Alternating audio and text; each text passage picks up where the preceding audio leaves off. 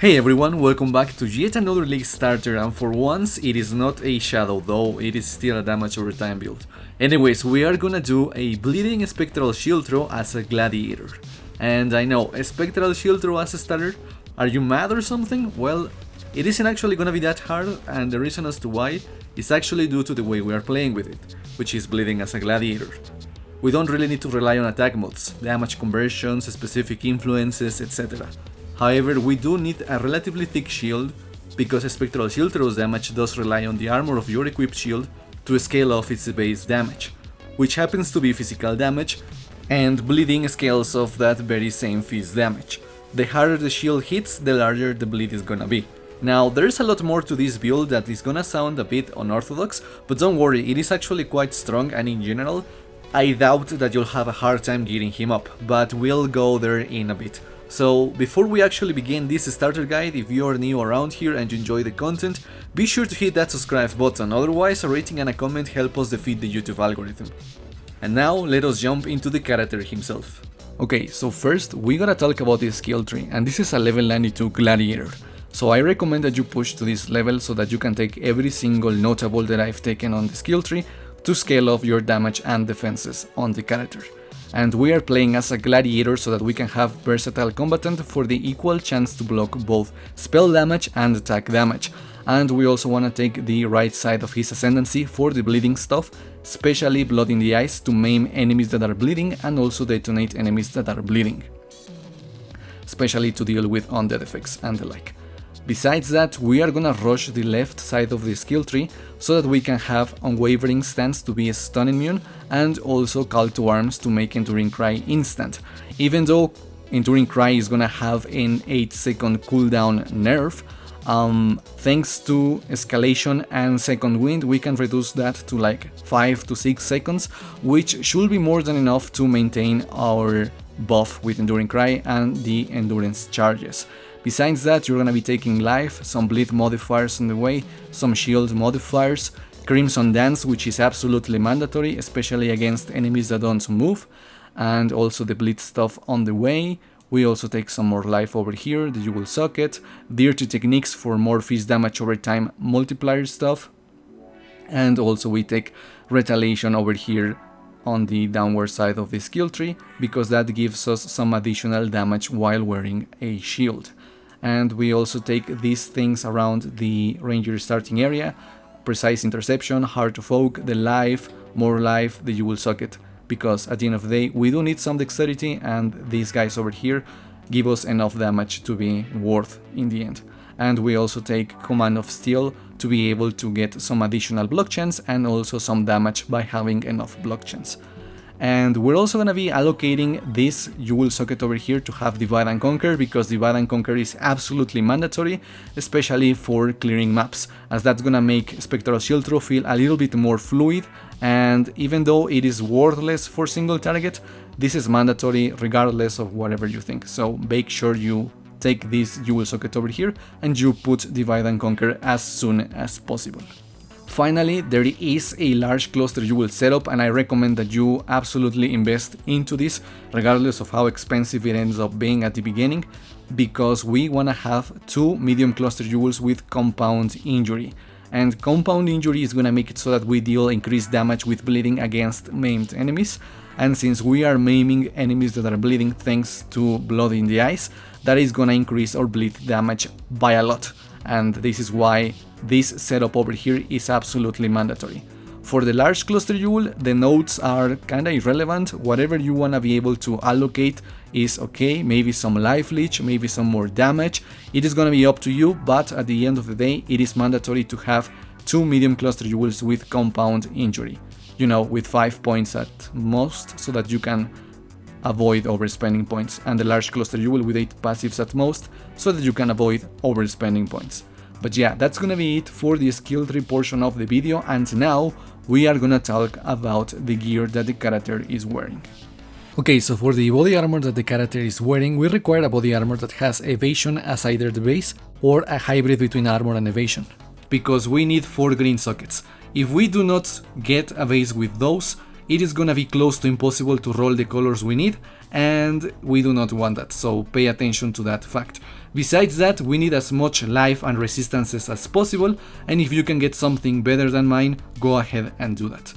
Moving on to the helmet, we need a helmet with a Spectral Shield Throw damage as the enchantment, life, resistances, and some intelligence if possible. For the gloves, we are using gloves with fist damage over time multiplier, life, resistances, and increased damage during any flask effect as the benchcraft.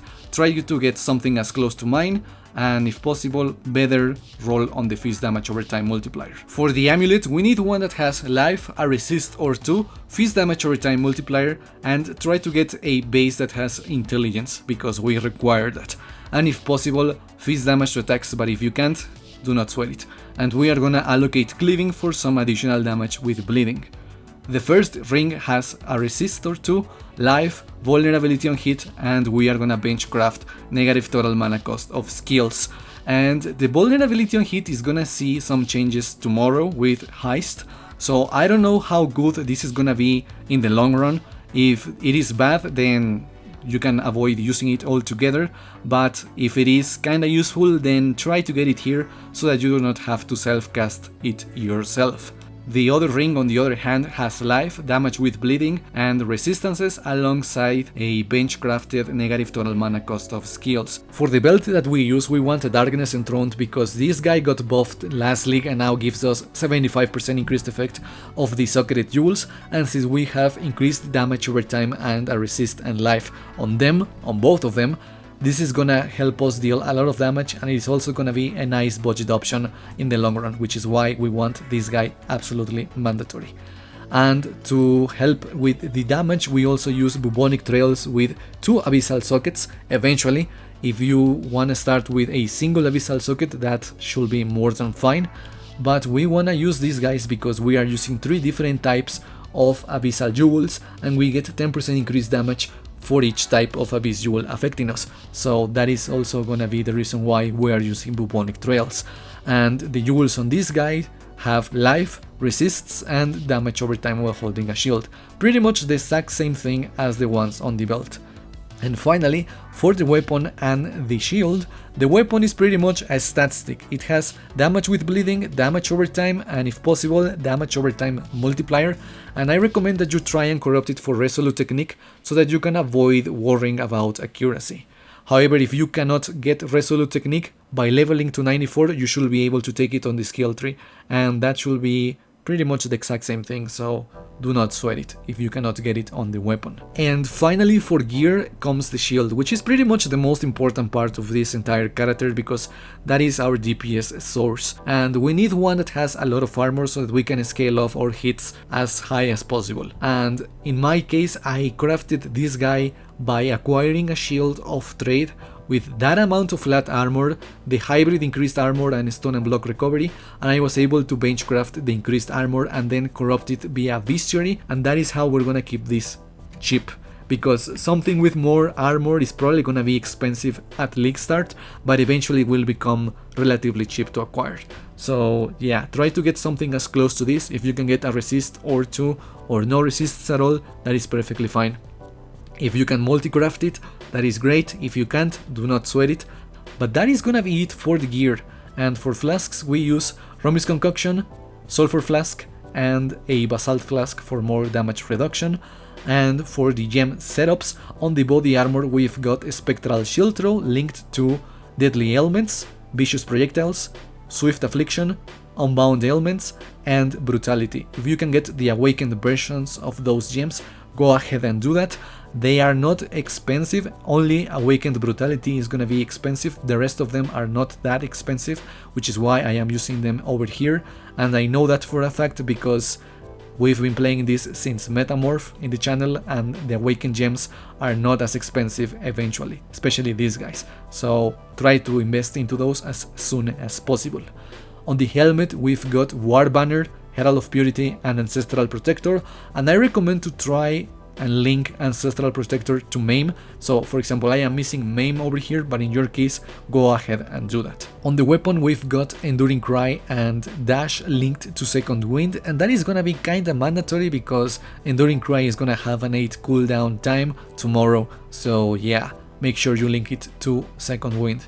And finally, we've got Blood Rage, Malevolence, a Flame Golem, a Portal Gem if you want, and also I am lacking a Tempest Shield for some additional block chance. So yeah, that's gonna be it for this character, and that's gonna be it for our League starter plan. There may be some changes, but we'll talk about those eventually next week, once I get my initial impressions on the League and I start gearing up my character for the long run. But yeah, that's gonna be it for me today. I hope that you enjoyed this League starter video thingy, and if you have any questions, let me know down in the comments below. But yeah, thank you so much for watching. If you liked it and you're not subscribed, be sure to join us on the channel. Otherwise, a rating and a comment are greatly helpful to defeat the YouTube algorithm. So yeah, thank you so much for watching. Again, I hope that you enjoyed it again, and I'll see you on the next one. Peace out.